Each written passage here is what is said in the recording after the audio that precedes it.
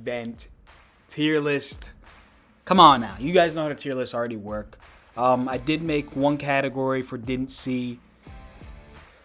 Excuse me. I took out obviously the matches that I didn't see, and I will be saying that I did watch all of these at least once. Some of these got to rewatch, obviously, if they're good and I deem them worthy of me giving it a second view. And then some of these obviously I haven't seen in years, but I'll go back to the brain logs and do the best I can. As always, we have S through F, and then didn't see, as we already mentioned. Now, Shawn Michaels versus Vader is notoriously a bad match. I did see this one. It was just a walking botch fest. Shawn, obviously, for whatever reason, we all know back in like the early 90s, he wasn't really that guy yet as being like a good person to work with. And he just, for whatever reason, didn't like working with Vader. And this match was just notoriously bad. There was a spot, in fact, where Shawn Michaels jumps off the top rope, gets frustrated with Vader because I guess he wasn't in the right spot at the right millisecond, stomps on him right in the face, and like it's just, they had zero chemistry together, and it just didn't work for me, brother. So it's going in F tier. Stone Cold versus The Undertaker. This one was solid. Throw that in the B tier. And then I don't even remember. I don't remember this one. I'm not gonna lie to you. We have Triple H versus Stone Cold versus Mankind. I'm gonna put it in didn't see. I saw it, but I genuinely don't even remember this even happening. But from everything on from here on, I want to say it's from like maybe 2000 all the way up into current. I'm locked in. We're in there. Now, Kurt Angle versus Triple H versus The Rock. This one I do remember vividly. If all you guys remember when we were younger, we would see the "Don't Try This at Home" video. And like Kurt Angle will be on there because this is the match where I believe Triple H goes for a pedigree. Table breaks immediately before Triple H even gets to jump up and do the pedigree. Kurt Angle's head smacks right into the freaking thing, instant concussion. And Triple H told a story where Kurt Angle was literally snoring and like he didn't know what the hell had happened, and it basically turned into a one-on-one match for 60% of it, maybe more, because Kurt Angle was in the back and he ended up coming back out. But it was really, really solid stuff. I won't say it's S tier, like top of the line stuff, but it is without a doubt a great match. It was just hindered a little bit by the Kurt Angle stuff, and the storyline they had going into it was great. You have Rock being the champion, obviously, and then you have Stephanie kind of being, as she's in the picture right here, she's kind of literally and figuratively in between Triple H and Kurt Angle. Got the whole little love storyline with Kurt Angle. Of course, Triple H didn't want to go any further on because of his ego, but whatever. We have Booker T versus The Rock. This one I do remember. It was kind of intertwined with the invasion stuff. These are all main events, right? Yeah, it was a main event. Had to be. I'd throw it in B tier. It wasn't on the same level as this one, I'd say, but I'd say it's on par with Undertaker versus Stone Cold from the Attitude Era. Brock versus Rock. This one, hang on. I'm debating right now. Since I am debating heavily, I'm going to throw it in A tier. I want to throw it in S tier. You know what? We'll throw it in S tier for the time being. I could always move it later on, but this is, honestly, when I think of a SummerSlam main event, I think of the big. That's the other thing. Like, look at these. Like, there's no SummerSlam logo anymore nowadays. They changed it like around 2010 to like this weird star thing, and nowadays it's just there's no more logo with it. Back then, this is what I think of when I think of, yo, Jay, what do you think of SummerSlam? I think of the big green logo. I think of this big money match. Brock Lesnar, The Rock. Brock Lesnar just takes that belt from him, F5s him. The Rock goes to Hollywood for one of the first times, and it's just one of those like torch passing moments, you know what I'm saying, where he shakes his hand. I don't know, it's just a great match in my opinion. Really, really solid. SummerSlam 2002 maybe main event here. This one, no, 2003 or even 2004, whatever year it was not as good as the first one. I think that's what hindered it. You have Kevin Nash basically filling in Kane's spot, to where that didn't work because Kevin Nash's legs are made out of glass, as we already know. You do have three guys that were already in the original one, Triple H, Shawn Michaels, and Jericho, and you have Orton in there. It just, I want to say this is the one with Goldberg too. Yeah, this is the one where Goldberg was in it. I want to say this one was just, it was an okay. was kind of mid, low-key, this chamber match. Yeah, this chamber match was kind of mid. It wasn't the outcome that we wanted. If my memory is correct, yeah, that's Goldberg, okay. If my memory is correct, basically Goldberg eats everybody alive. He eats Randy Orton, Shawn Michaels, Kevin Nash, Jericho. He gets to the final two, and at this point, we're like not over Goldberg yet. We're still rooting for him. Like, there's a time where we all get tired of Goldberg, but we're rooting for him, you know what I mean? Fresh WWE guy. He goes through everybody. Triple H takes one sledgehammer shot to him, basically. A pedigree, I want to say. And that's it. After all this build-up, he ate everybody alive, and that's what you do with it. It wasn't... Not only was the booking decision bad, but the match itself was just, like I said, it was kind of mid and it was forgettable. And the only thing that's rememberable about it is that it's a chamber match. In early 2000s chamber matches, before they had like the little plastic-looking padding and stuff, it looked legit still. But that's what I think of it. Chris Benoit versus Randy Orton. Really hard to talk about this match. I'm not going to spend too much time onto it. I'm just going to throw it in B tier. Shawn Michaels versus Hulk Hogan. This made it deserve a tier of its own. Legend versus Icon. If I could go below F tier, I would, but again, typical Shawn Michaels. But this time it is justified because they were supposed to have 3 matches. Hogan was supposed to win this one. Michaels was supposed to win the second one, and then the last one was in the air. Hogan said, "Nah, that doesn't work for me, brother. I'm gonna do this match and this match only." Shawn Michaels said, "That's what you're gonna do? Bet. I'm gonna oversell the hell out of every move." He would get punched by Hulk Hogan. He would do like a cartwheel. I remember in the corner he had him, and then he kicked him, and then he like jumped up like it was gymnastics routine.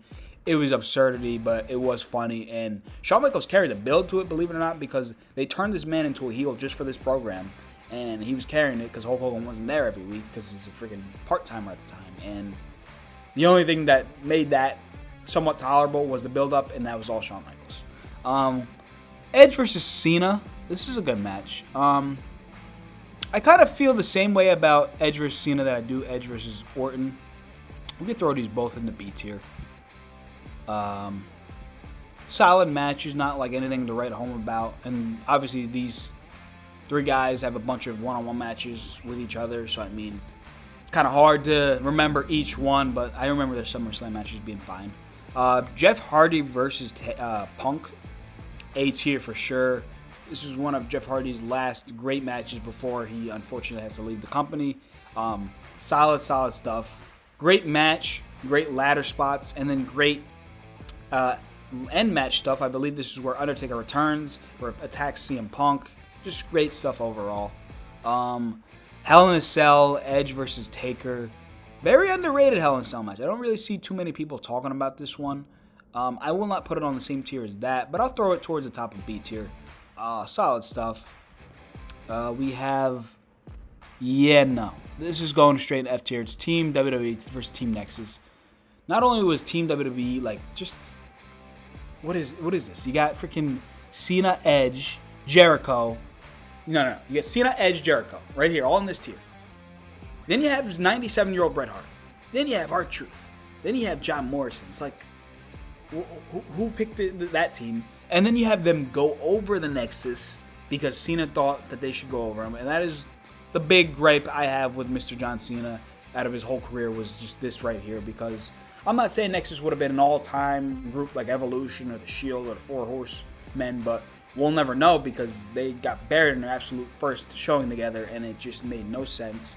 Cena ate suplexes on the concrete and stuff. He was getting jumped, and he still ended up prevailing. It made no sense, and the match itself wasn't too particularly good. This is going in S tier. I'll tell you that right now. This one was debate. This one's no debate. We have Cena versus Punk at SummerSlam.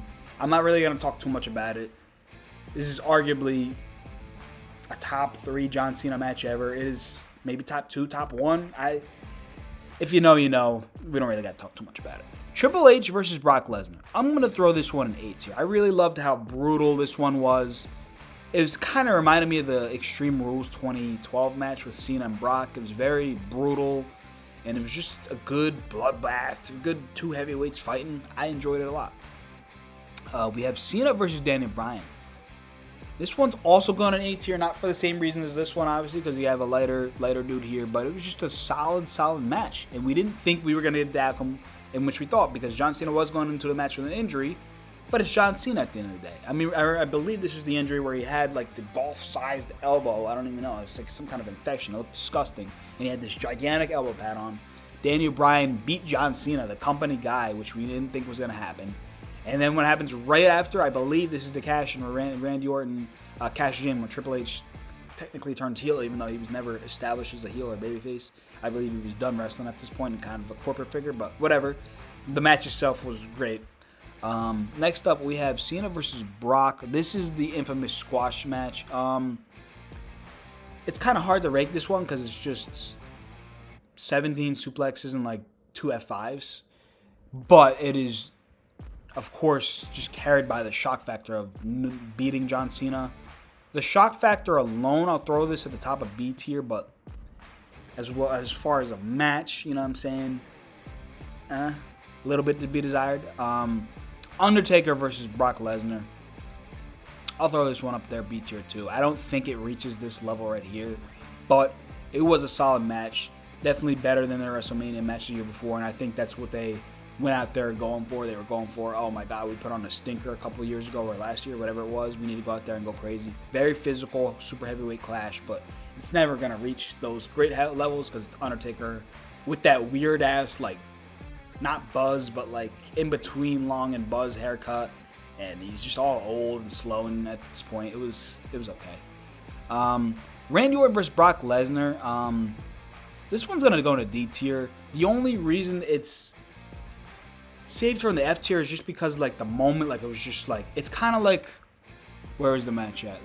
Like with the Cena versus Brock match, where there's just shock factor. Like it was like I want to say like a 5-minute match. Brock Lesnar he made Orton bleed the hard way, the real way. He didn't bleed. He hit him with his elbow a bunch of times. He was bleeding all over. And, like, we didn't see it. The camera crew did an amazing job. We're just like, okay. He elbowed him 10 times. And then the referee, iconic moment where the referee rolls him over. And then you just see the blood pouring out like a faucet. It was disgusting. It was bloody. It was crazy. It was gory.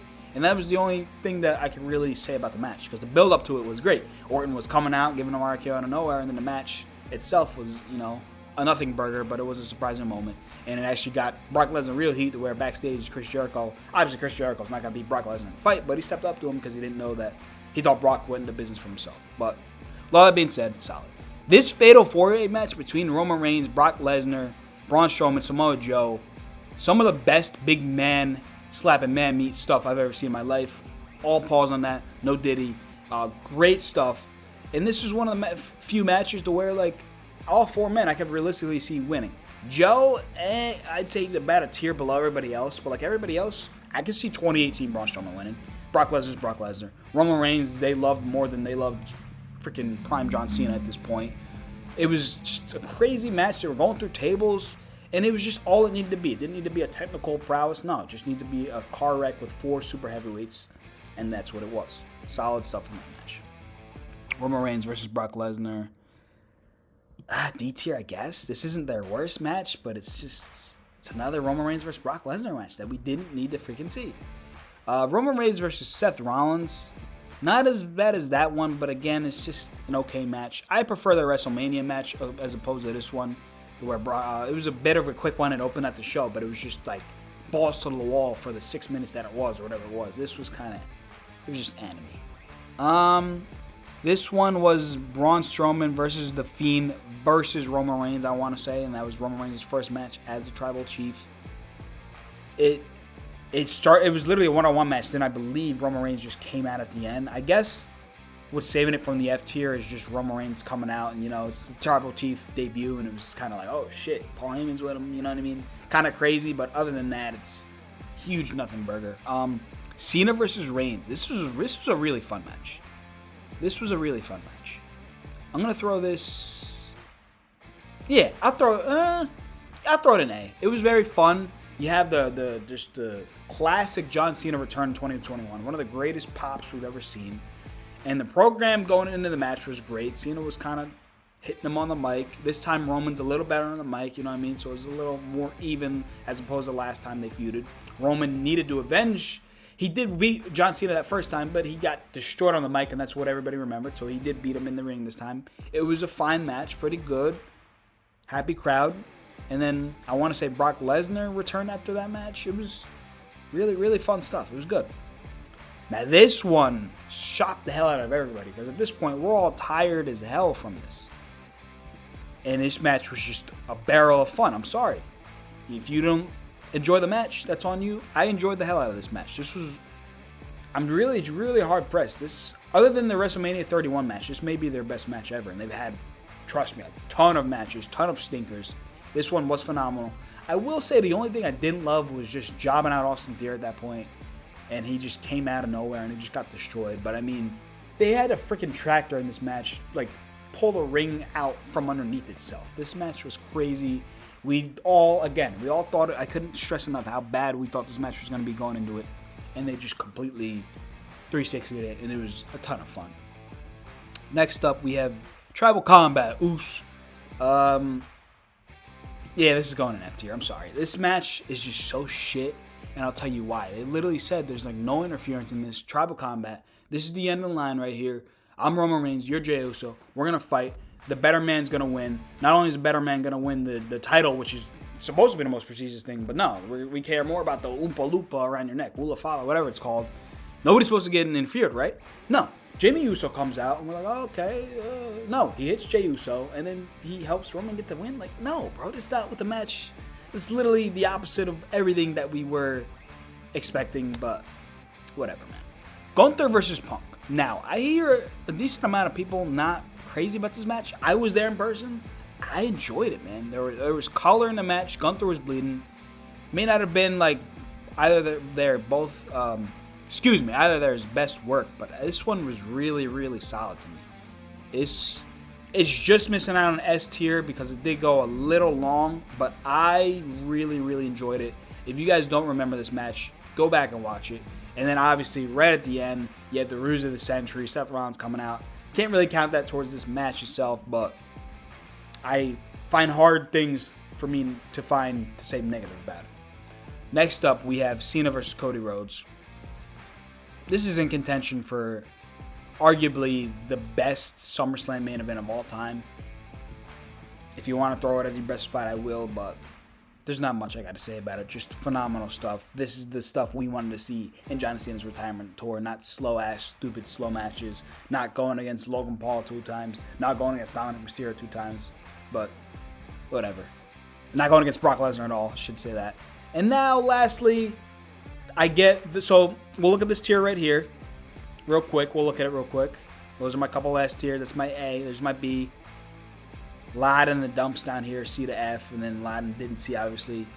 Now, this is the real tier list. Now, what I'm going to be doing, since obviously these two main events didn't happen, is I'm going to be predicting where they fall.